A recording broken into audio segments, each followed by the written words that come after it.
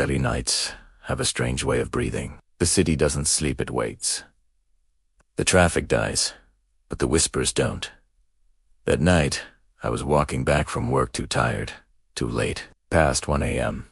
The streets were hollow, echoing only the faint hum of sodium streetlights and my shoes scraping the dusty road. My phone's flashlight carved a narrow cone through the dark. Every few seconds, it blinked as if the darkness was trying to swallow it whole. I told myself I'd book a cab, but the app kept freezing, and I was only a 10-minute walk from home.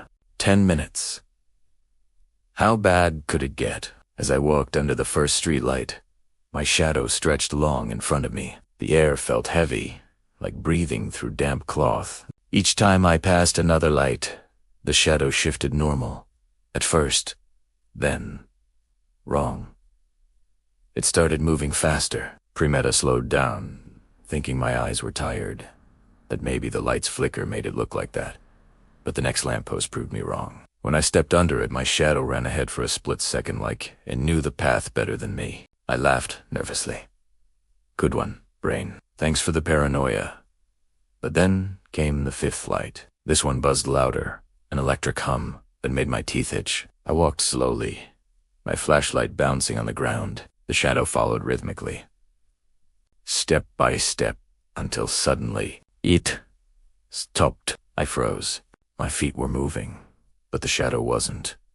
It just stood there, frozen mid-step as if it decided it didn't want to play anymore. My breath caught in my throat. I took one more step forward. The shadow didn't follow. Instead, it turned around. The light stuttered once, and that's when it spoke. You're late. It was my voice. My exact tone, my exact inflection, except it came from the pavement, not from my mouth. I stumbled back, my flashlight flickering. My first thought wasn't fear, it was disbelief. But when I lifted the light, I saw its face. My face, not reflected, not projected, just painted on the ground, lips curling into a faint, knowing smile. Before I could react, the streetlight above me exploded with a soft pop. Darkness swallowed the lane. My flashlight went dead. All I could hear was breathing minor. Maybe not mine. It was synchronized with me, but a half-second late, like an echo that learned how to breathe.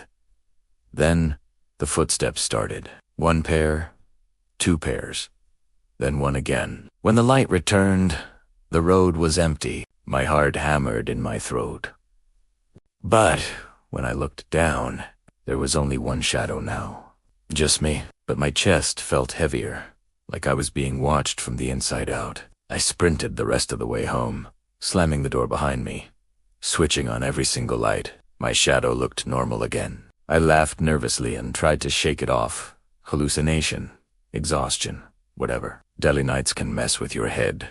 But when I checked my reflection in the mirror, my laugh stopped. My lips hadn't moved. The reflection laughed alone. I backed away slowly, staring at the mirror. Then my reflection raised its hand. So did I. It tilted its head. So did I, then, it whispered. You brought me home. I turned off the light. When it came back on, I was staring at my shadow on the floor. It wasn't aligned with me anymore. It stood slightly to the left, like someone else had stepped into my shape. And then I blinked. It didn't. That's when I realized I hadn't heard any footsteps since leaving that street. The sound of shoes scraping the ground wasn't mine anymore, because whatever followed me home had learned how to walk inside me. Now, every night when I pass under light, my shadow twitches a second late, like it's remembering how to pretend. Sometimes I wake up and see footprints on my bedroom floor leading up to my bed. Sometimes, when I speak, I hear an extra echo, answering back. You're late. If you ever walk alone at night in Delhi, watch your shadow. If it moves first,